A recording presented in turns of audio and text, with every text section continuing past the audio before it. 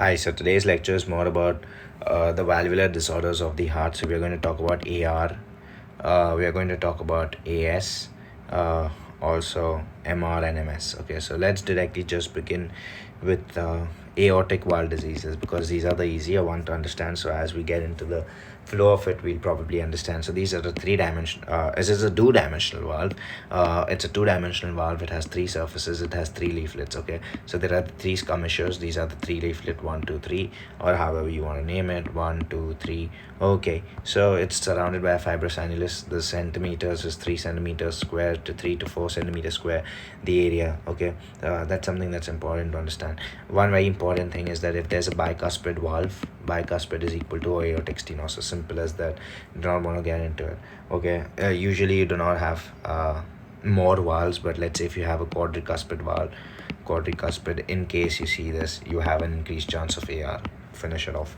That's about it when it comes to the AR and AS. Now let's directly go into AS because I've spoken first about AS. So what are the causes of AS? Okay, so AS can be actually because of two reasons. In a young child, it's going to be more of a bicuspid thingy, but he's going to have a bicuspid valve because of which aortic stenosis is going to occur. Let's say if there's an elderly, there's going to be degeneration, and degeneration is going to cause what? Degeneration is going to cause calcification. Will it always cause calcification?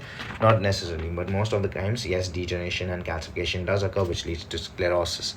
So degeneration plus calcification plus sclerosis is going to cause stenosis, and when stenosis occurs, there's improper coaptation of the valves, and because of which you can have AS. Let's say these are the valves, these are the this is the three-dimensional valves, right? So if let's say there is improper coaptation, there's going to be certain amount of stenosis, and as I'm drawing all these dots, that means there's a amount of calcification that's occurring, and because of that there is degeneration, and yes, you're going to have your stenosis. Okay. So also very important to understand is that it can be a part of rheumatic heart disease. So rheumatic heart disease. Okay, there's something that I must clear about rheumatic heart disease. There's something called as a rheumatic heart or a rheumatic fever, and then rheumatic fever is something that occurs in childhood, which manifests later as rheumatic heart disease. Okay.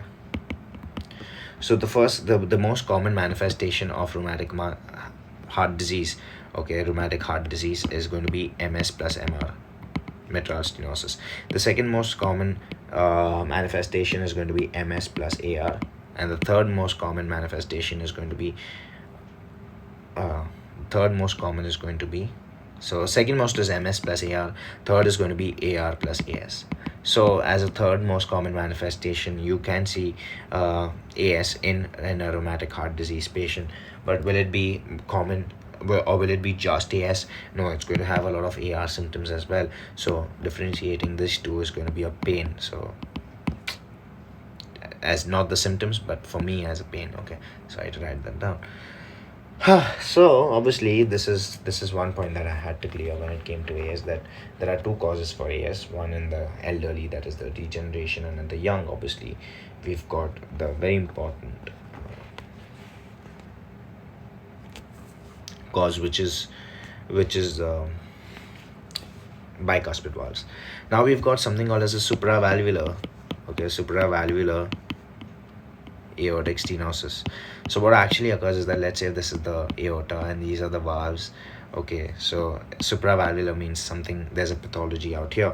So that can be, it's associated with Williams syndrome, something called as a Williams syndrome. Okay, so Williams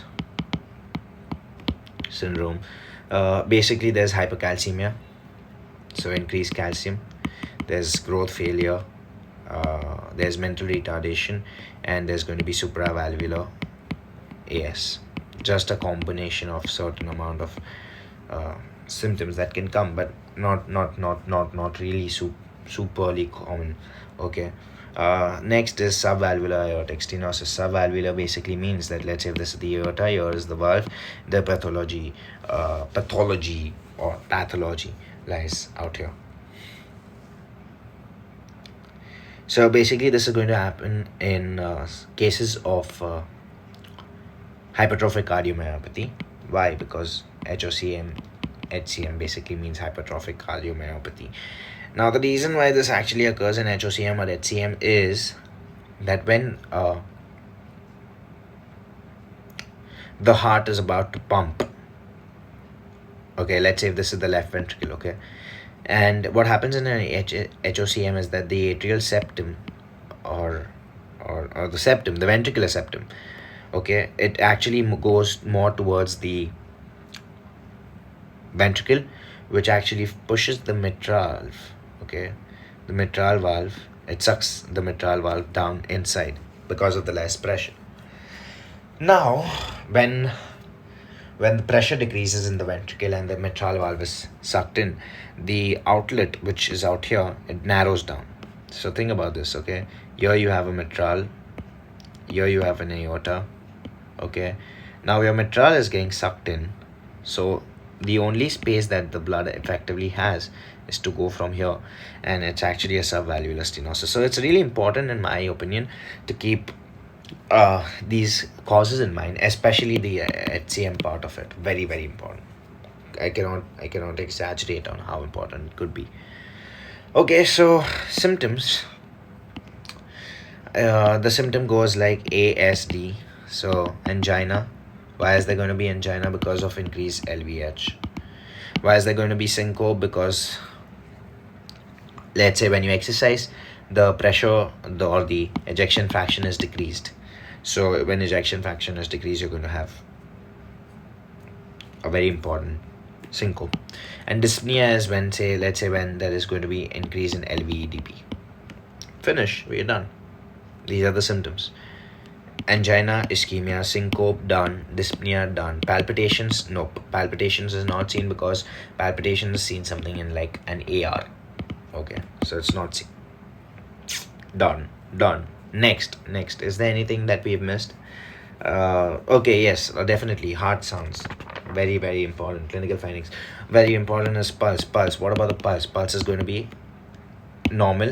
Okay, first it's going to be normal, later it's going to progress into what? Think about it. You're going to pump more, you're going to pump more, so you're going to have a pulsus tardus is basically, let's say if here there's a contraction time, this is your normal pulse.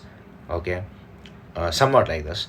So actually this is not your normal pulse. Let me just draw it perfectly well. Something. So you basically have two peaks, and you have a systole and then you have a diastole.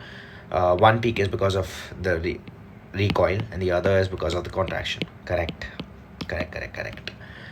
So basically what happens is that you are having your pulse that's shifted. So this is pulsus tardus. Why? Because with contraction, the pulse is not actually coming because of this stenosis. So first, your contraction pulse is not being felt because of the stenosis.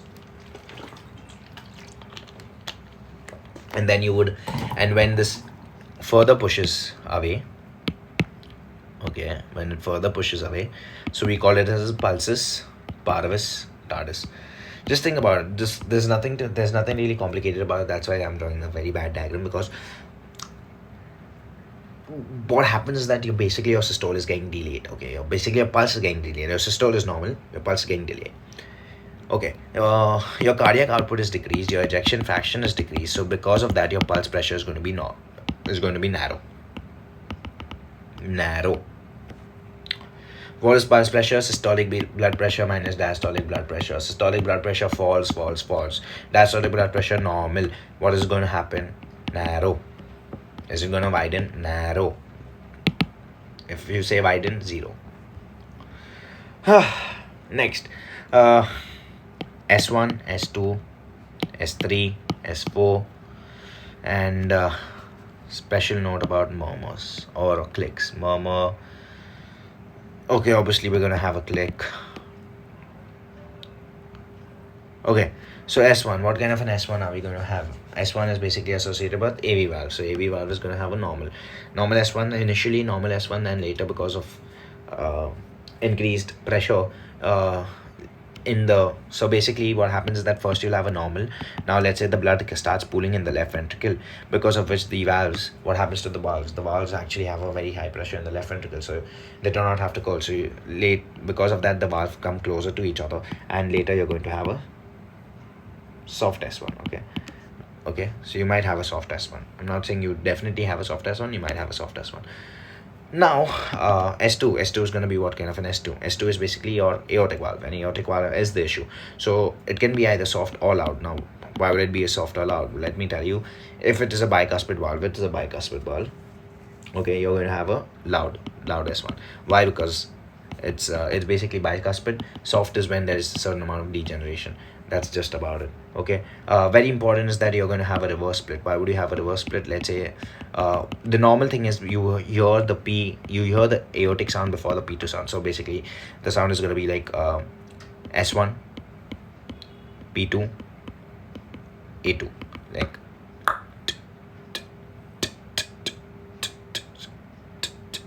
something like this. But now you're going to have it the other way. You're going to have it even more widened. Sorry, A2 then P2. I'm extremely sorry. It's going to be A2 and then P2. And now it's going to be widened. So basically during inspiration you're going to have,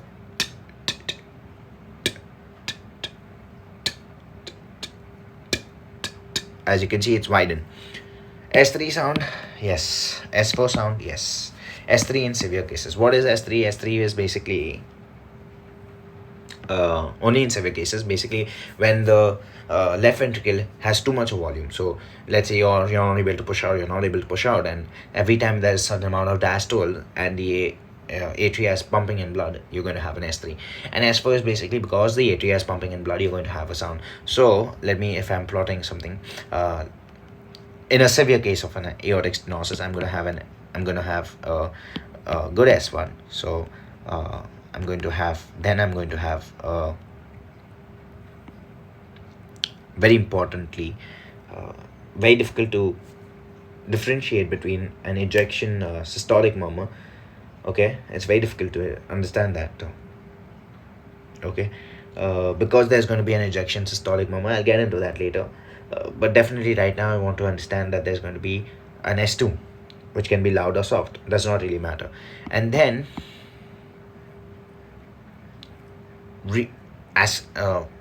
it's going to be a systolic click. Okay, there's going to be a systolic click because of the opening of the valves. So you can have a systolic click,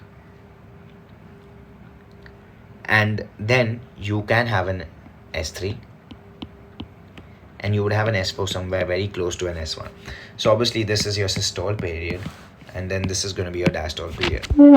Okay, so these are the sounds. Very important is that we have a murmur. Why do we have a murmur? Because the blood is trying to gush out from the aortic stenosed valve, and it cannot. So you're going to have an ejection systolic murmur. What kind of a murmur is it? When you hear it max when the patient is sitting down and at the end of expiration. How is it going to occur? Is it going to be it radiates to the carotid and the apex. Okay, there's something called as Galbardine phenomena, which means basically it's radiating to the apex, and carotid phenomena, it's got less systolic accentuation. That means as we go to the cedar, it accentuates, increases. Okay, so that's very important. Again, so if I have to show a sound of the ejection systolic murmur, it'd be something like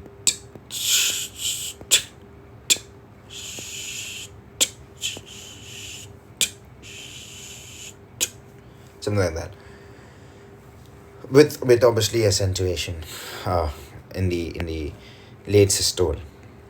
Is it going to be a crescendo, decrescendo? Yeah, obviously, because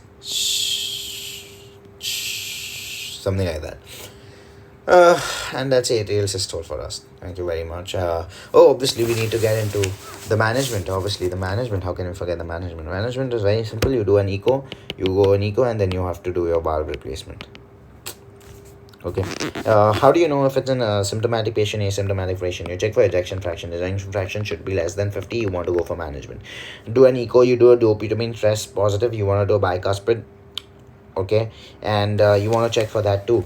Also, there is going to be certain amount of gradient. Gradient is basically your pressure gradient. If it's more than 40, that's severe. Okay, and the valve area also. So I'll let you know that mild, that is aortic stenosis gradient. Okay, so it's mild, moderate, severe, and then very severe. I don't care about that.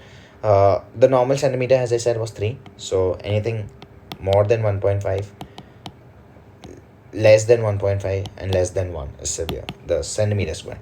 When it comes to pressure, it's 20 to 40, and then if there's a pressure of more than 40, there's going to be an issue. obviously. So basically you have to keep that in mind, I guess.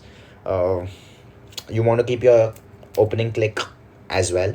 So basically you will get confused between an S2 and an opening click because they are very close. They are very very very close to each other, the opening click and S2. So that's one thing. And I guess that's about it when it comes to atrial systole. Thank you.